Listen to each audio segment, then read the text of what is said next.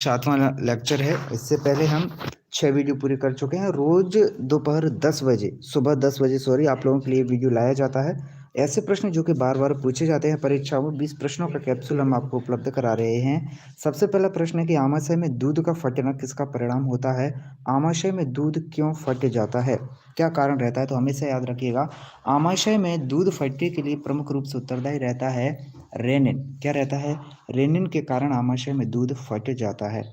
अगला प्रश्न है कि फेफड़ों से आने वाले रक्त में किसकी मात्रा फेफड़ों में प्रवेश करने वाले रक्त की तुलना में अधिक होती है?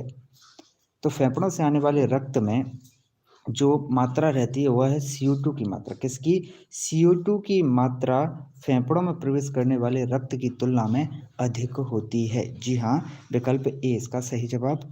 अगला प्रश्न है कि रक्त वाहिनी में उपस्थित रक्त का थक्का क्या कहलाता है? रक्त वाहिनी में उपस्थित रक्त का थक्का क्या कहलाता है? वेरी वेरी मोस्ट इंपॉर्टेंट प्रश्न है, तो हमें इसे याद रखिएगा। रक्त वाहिनी में उपस्थित रक्त का जो थक्का होता है ये थ्रोम्बोसिस कहलाता है। क्या कहलाता है? थ्रोम्बोसिस कहलाता है। विकल्प ए इसका सही जवाब। अगला प्रश्न है कि मूत्र में जल की अधिक मात्रा से कौन सा रोग हो जाता है?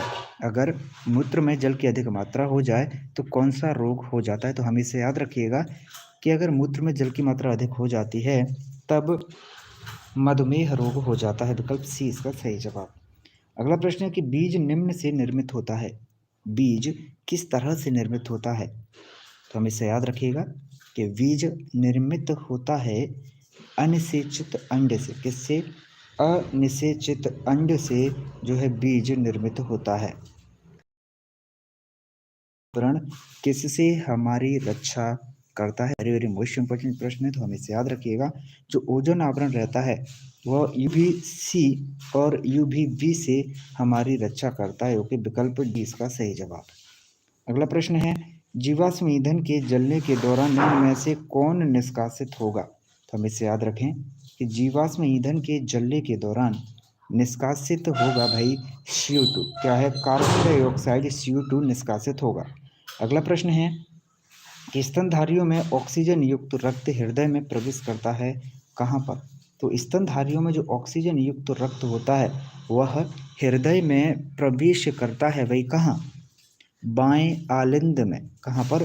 बाएं आलिंद में प्रवेश करता है। विकल्प बी इसका सही जवाब है। हृदय में भी कहाँ पर? बाएं आलिंद में। अगला प्रश्न है कि एपिग्लोटिस सीमा निर्धारित करता है किसकी? तो भाई जो एपिग्लोटिस रहता है यह सीमा निर्धारित करता है किसकी भाई? बताइएगा। तो ग्लोटिस अथवा कंठ द्वार की। ओके, विकल्प बी इसका सही जवाब है।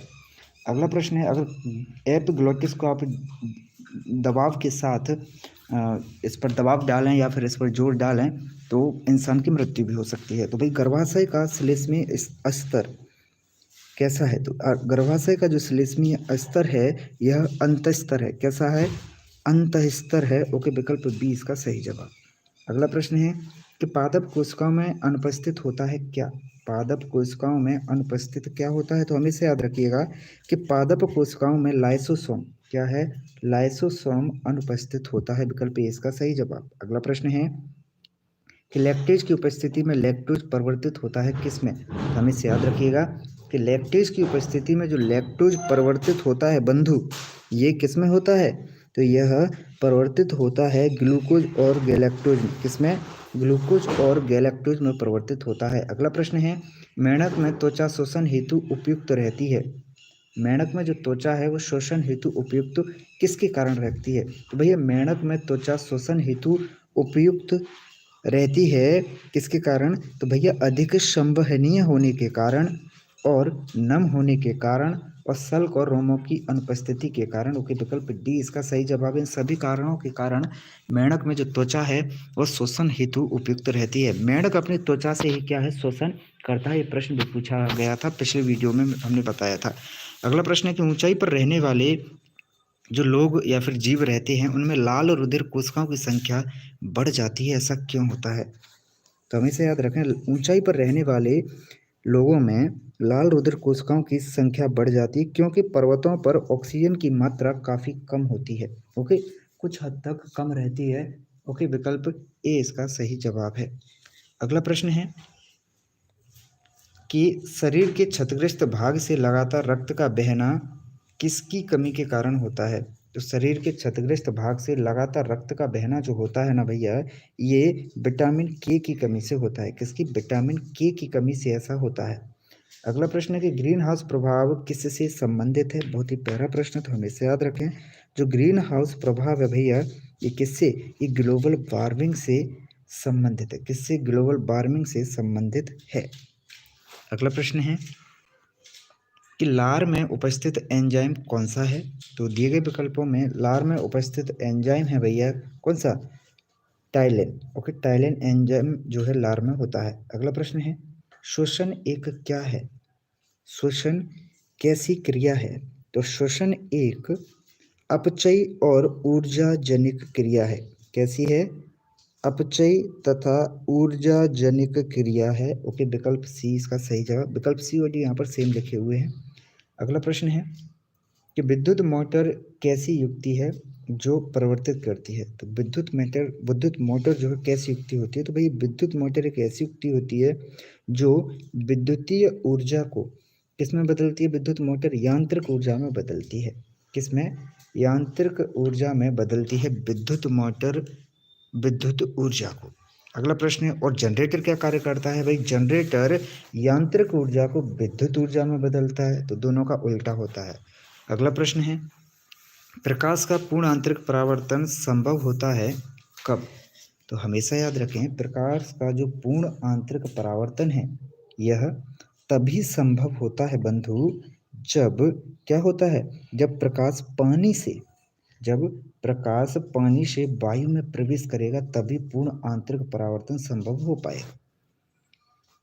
प्रश्न है कि सोडियम कार्बोनेट का निर्माण किस विधि के द्वारा किया जाता है? जी हाँ, सोडियम कार्बोनेट का निर्माण किस विधि के द्वारा किया जाता है? तो हमेशा याद रखें कि सोडियम कार्बोनेट का जो निर्माण है भैया, ये सॉल्वे विधि के द्वारा किया जाता है। अगला प्रश्न है कि टाइफाइड के उपचार में कौन सी दवा प्रयोग की जाती है? तो हमेशा याद रखिएगा, 10 बजे यह क्लास होती है दीपक मिश्रा। तो टाइफाइड के उपचार में जो दवा प्रयुक्त की जाती है वह है कौन सी भाई? क्लोरोमाइसिटिन। कौन सी? क्लोरोमाइसिटिन टाइफाइड के उपचार में यूज की जाती है। प्रश्न है कि राइबोफ्लेविन की कमी के कारण क्या होता है? तो हमेशा याद रखिएगा, अगर राइबोफ्लेविन की कमी हो जाए तब इसकी कमी से किलोसिस रोग हो जाता है। कौन सा बंधु? किलोसिस रोग हो जाता है। प्रश्न है कि ताजमहल को किस प्रदूषण से खतरा उत्पन्न हो रहा है? यह प्रश्न इस बार जेल प्रेरी परीक्षा में 3 से 4 पेपरों में पूछा गया है। तो ताजमहल सल्फर डाइऑक्साइड से जो है खतरा उत्पन्न हो रहा है। अगला प्रश्न है सब्जी संवर्धन से संबंधित विज्ञान क्या कहलाता है? तो सब्जी संवर्धन से संबंधित विज्ञान कहलाता है ओलेरिकल्चर। क्या कहलाता है बंधु? ओलेरिकल्चर। अगला प्रश्न कि भारत में प्रदान की जाने वाली प्रत्यावर्ती धारा की आवृत्ति का मान कितना होता है? तो भारत में जो प्रत्यावर्ती धारा प्रदान की जाती है उसकी आवृत्ति का मान 50 हर्ट्ज होता है। प्रश्न है कि लाइकेन किस किस से मिलकर बना होता है? शैवाल और क्या? तो भाई लाइकेन शैवाल और कवक से मिलकर बना होता है। प्रश्न है कि निम्न में से कौन सा रंग प्राथमिक रंग नहीं है? तो भाई प्राथमिक रंगों की श्रेणी में आते हैं लाल, हरा और नीला। कौन कौन? लाल, हरा और नीला। सफ़ेद रंग जो है भैया क्या है? प्राथमिक रंग नहीं होगा। प्रश्न है कि डायनेमो कौन से सिद्धांत पर कार्य करता है? वेरी वेरी मोस्ट इंपॉर्टेंट प्रश्न, हमेशा याद रखिएगा। जो डायनेमो भैया रहते हैं ना, ये विद्युत चुंबकीय प्रेरण सिद्धांत पर कार्य करते हैं। कौन से? विद्युत चुंबकीय प्रेरण सिद्धांत पर डायनेमो कार्य करता है। ओके, विकल्प सी इसका सही जवाब है। अब बने रहें तेज एजुकेशन के साथ। हर क्लास का पीडीएफ आपको वीडियो के नीचे डिस्क्रिप्शन में लिंक पर मिल जाएगा, या फिर आप व्हाट्सएप ग्रुप ज्वाइन कर लीजिएगा सभी के सभी। आज काफ़ी कम लोग लाइव आए। ओके, और जितने भी लोग हैं टेलीग्राम पर भी जुड़ जाएं भैया, टेलीग्राम पर भी जुड़ जाइएगा। टेलीग्राम पर नाम है तेज एजुकेशन इंडिया प्राइवेट लिमिटेड के नाम से चैनल है। ओके।